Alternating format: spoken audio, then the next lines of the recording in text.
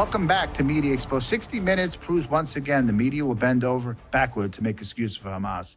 Leslie Stoll interrupts a hostage, describing brutal torture, to ask if Hamas really starved them or just didn't have food. Are you kidding me? This isn't journalism, propaganda. The mainstream media is dying because of this exact insanity. People are waking up.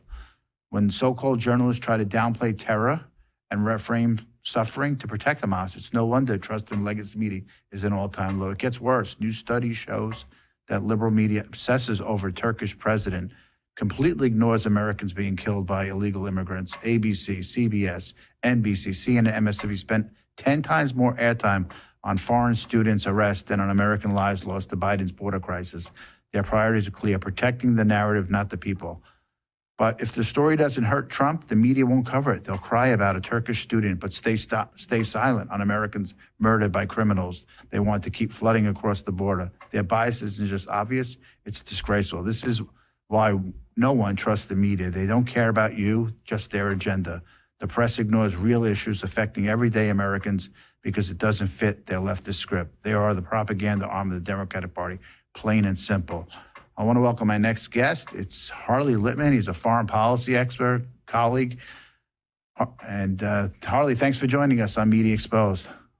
My pleasure. Thank you for having me.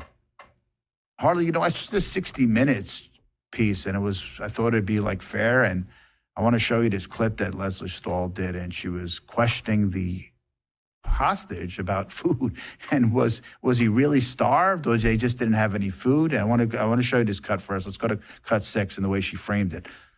Stoll opened the interview by accusing Israel of breaking the ceasefire.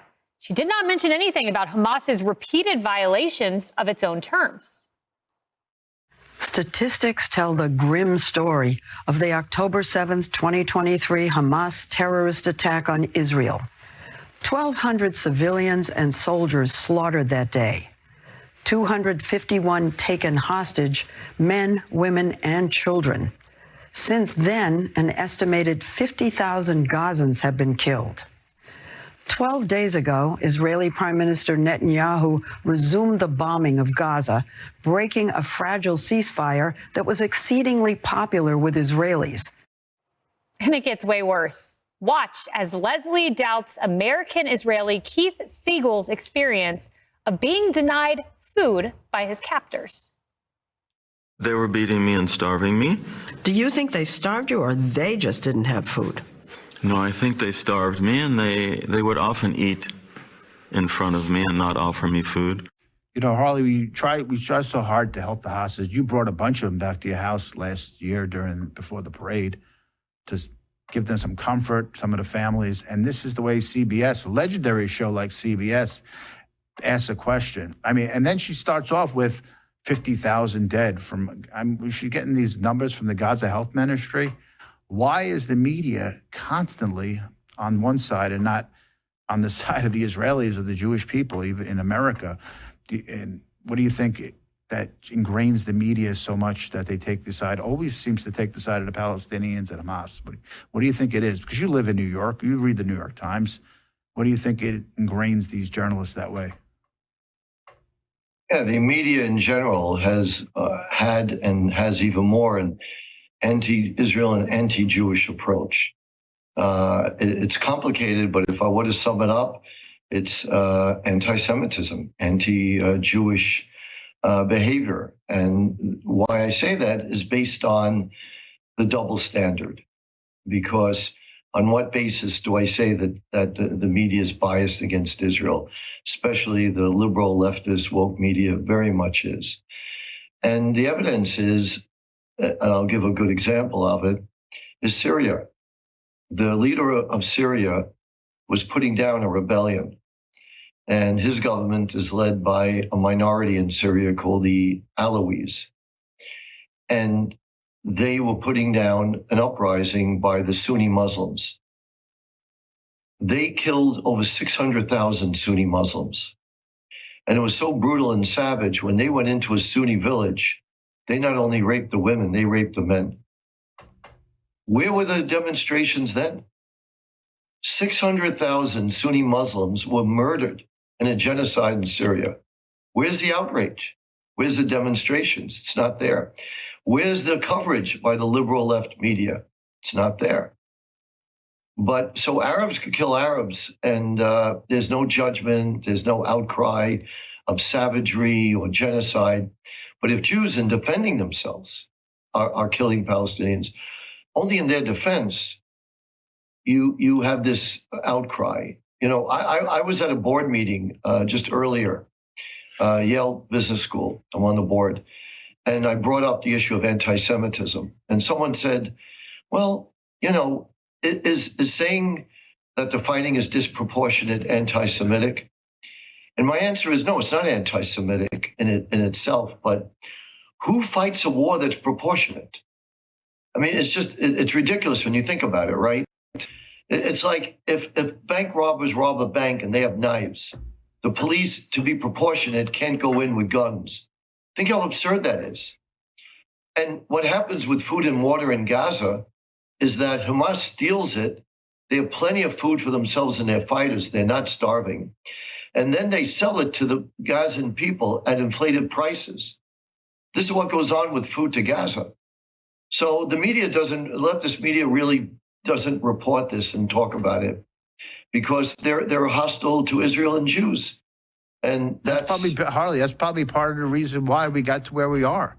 They didn't report the truth. They didn't report teaching generation of kids to kill, to hate Jews, to hate American values, to hate Israel. And they created these bunkers after bunkers. Instead of building a better society for their family and friends, they went on and nobody reported this craziness. And the Israelis kind of like just went along because of the pressure from the outside world. So they let it go along, letting thousands upon thousands come in every day to work. There's mosques in Israel, left and right, everywhere. And they're the most open society, maybe even more open society in the world, what they do. And yet they're not reported. Those stories aren't reported. We learn through people like you and I learning how open they are, that there's mosques everywhere, and they're flooded into Israel, Muslims every day to work. And this is what happened after a while. And I've only heard it and you make a great point, when the Muslims are killed in Israel, oh my God, it's news, the bombs. And right away, you notice the Gaza Health Ministry just said we bombed a hospital, and it's all over the media, right? And then we have to play cleanup. You notice that? Well, you know, that's a good example. So a hospital is protected under the Geneva Convention to be neutral and not to have it to be attacked, unless, for example, it uses one of its balconies to fire rockets into an Israeli home. And an example like that, the hospital loses its protected status. So the media tends not to report that. So that's where you get the bias. But if you want to focus just on why the media is anti-Semitic, is just even the way they're covering the war in Gaza. They don't really raise the questions of where did the billions of dollars come from to build these tunnels?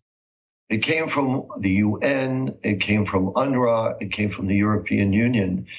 And instead of putting that money into hospitals, schools, and innovation, it went into building tunnels, which was to create an exterminist policy against Israel. And let's all be clear. The goal of Hamas is to exterminate Israel, a sovereign nation.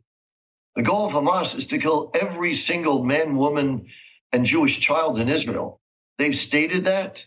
They said they'll repeat it. And on October 7th, they were doing it. They were murdering hundreds of people. They killed, as you heard in the Leslie Stoll report in 60 Minutes, 1,200 people, but most of them were innocent civilians, women and children. I want to give you just a very good example. There's a man named Oded whose body came back, supposedly was supposed to be the Bibas's mother, the redheaded children. The mother was supposed to be her body, and it was not her body. So anyway, they finally got her body, but before that, they got Ovid's body. Who is Ovid? 84-year-old man who was a peace activist. He would go to Gaza and on his own nickel would take Palestinian civilians who had cancer, bring them to Israel, and have them be treated for cancer for free. And even though he explained that, when Hamas attacked his kibbutz, they still beat him up, brought him to Gaza, tortured him, an 84-year-old man, tortured him, and eventually murdered him. And like you said, most of the people don't realize the kibbutz, the people that they went into the kibbutzes, those were the most open, the most liberal of the society. They were the most welcoming. They believed in peace. And what happened at the end of the day? They murdered them too. So what we always wanted to hope for, peace, like you always say, you need to destroy them. You need to, curb them. And we can't allow them to go back to the society that they once were. And it's a shame that Leslie Stahl sits there. I want to get your final thoughts. She sits there and says, do you think they didn't have food or they were just starving you? Like, what kind of question is that to a guy that's been in torture for a year, right? Give me your final thoughts on that. Yeah, it's cruel. It's horrible. In fact, what Hamas would do, they had plenty of food. As you heard from the person who was a former hostage, they would eat that food while in front of someone who's starving to death. And it's a form of torture. And they get away with this. And again, where's the liberal progressives protesting this? Hamas is anti-women, anti-gay, they're anti-freedom of press, they're corrupt, they're religious theocracy, they're aligned with China and our enemies and Iran. Right on. Harley, thank you for joining us, Harley. I'll see you soon. Thanks again.